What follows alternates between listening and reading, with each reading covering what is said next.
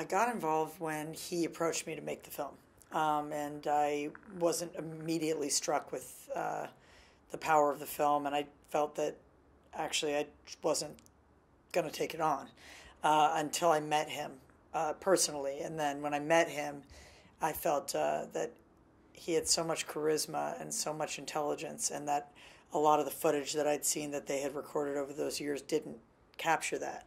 So I became kind of invested in feeling like this is an incredibly extraordinary individual, and I should try to help put some of that essence into that thing. So I did become involved, but only once I got him to agree that it would be about him. Before that, he was making a film sort of about happiness and the meaning of life, when actually all that he was looking at in that film could be discovered in his own life story if he was willing to open up on that kind of a personal level, which he eventually did.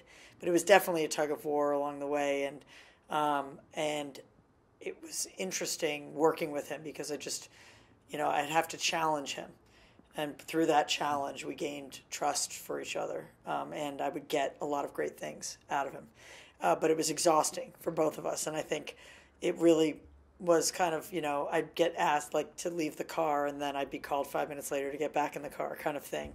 By the time I came along, I'm the sixth director, but I came along about 2 years ago, and I said, I think I need to shoot a whole new movie, and that was horrific for him to hear. He didn't really want to do that, but he embarked on it with me, allowed me to do it eventually, and then it was just like the concept that after all that it wouldn't come out, I think was unthinkable for everyone, but it has been a difficult thing for him to swallow, this film, because it is so personal, and as much as he says he's a narcissist and loves the spotlight and all that, I don't think I don't think he's been entirely comfortable with how personal this film is, and how intimate sort of the portrayal of him is in the film. It was the first documentary to open South by Southwest in a decade, and then that day he released a statement that he wasn't coming. Very gracious statement, but at the same time, saying that it made him oddly melancholy to see the film.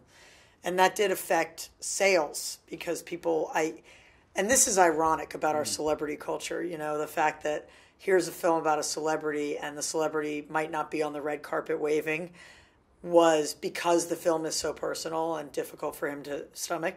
That's an incredible marketing angle, in my opinion. People thought we made it up because it is such a great marketing angle, and it did yield hundreds of pages of press. But a lot of the kind of, mainstream, I guess you could say fear-driven or, fearful distributors felt that, that it would be too much of a risk without Russell Brand standing out in front of the film. So it was, it was difficult with him not showing up. I didn't expect it to go that way because the film was so well reviewed and everything like that.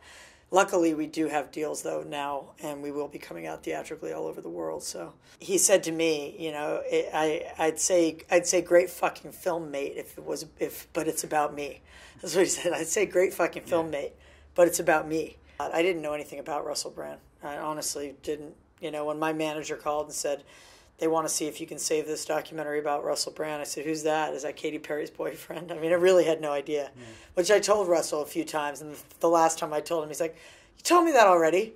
He's like, I don't need to hear that again. So I really discovered Russell. I mean, I didn't make the film because I wanted to make a film about Russell Brand. I made the film because his life is so much the map of what our culture deals us, the myths that we're sold will make us happy. He kind of bought every single one of those hook, line, and sinker, and he achieved every single one. He became a famous Hollywood star with a pop star wife and the biggest pop star in the world, and he had by then slept with thousands of women, and all of this kind of left him empty. And that to me was really interesting, the way he didn't just go on trying to fill himself with that kind of empty, fame, but actually turn it and transform it into something else. I just happened to come on right as the Messiah Complex was starting.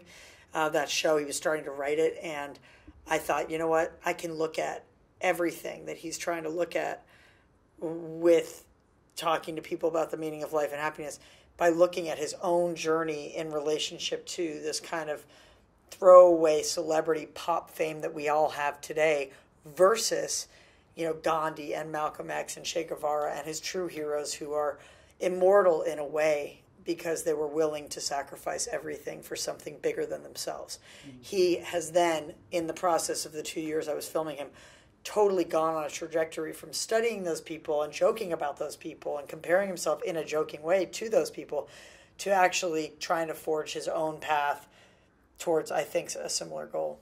So it's really fascinating. That's why it's called Brand a Second Coming, because it's not saying that this is the second coming at all. It's not saying that. But it's saying that we're all capable of a second coming in our lives. We're all capable of a transformation, of a reinvention, if you will. Apparently, documentaries are not playing theaters very successfully right now. So I think that what has happened is that Netflix and streaming VOD in general has kind of taken over. People would rather, if they're going to go to the movie theater, and I think this is quite understandable actually, they'd rather see Mad Max in IMAX, 4D with the chair shaking, and have that experience if they're going to go and pay that kind of money to sit in a theater. On a Friday night after a hard week at work, who wants to see a movie about Darfur, or rape in colleges? It's, thank God it exists. And I think more people watch documentaries than ever before. And I think that people, like you said, it's a time of democratization because equipment is easy to come by. So people in trailer parks can make movies. So that's awesome.